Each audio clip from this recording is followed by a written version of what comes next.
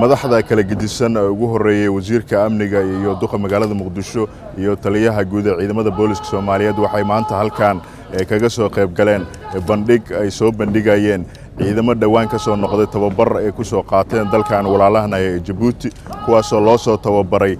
ka hortaga rabshadaha maadaama aynu u gon leenahay in ciidamadeena xirfadooda kor loo qaado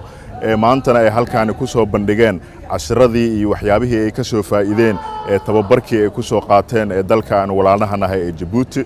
sidoo kale waxa ay madaxda ciidamada ay ku baraarujinayeen sidii ay mar walba isdhaxgal ay ula sameyn lahaayeen qeybaha kala gedisan ee bulshada maadaama aynu muddooyinkii u dambeeyay aan ka shaqeynaynay sidii la isku xiri lahaa laamaha kala gedisan ee amniga iyo shacabka halkaasna uu ugu dhalan lahaa wada shaqeyn buuxda oo dhaxmarta ciidamada iyo shacabka maadaama aanu soo tijaabinay in guulo fara badan laga gaaray wada shaqeynadii dhaxmartay laamaha kala gedisan ee amniga iyo shacabka inteeda kala gedisanba runtii waxaanu mahad gaar u celinaynaa dawladda Djibouti oo mar walba naga caawinta in ay tababaro soo siiyaan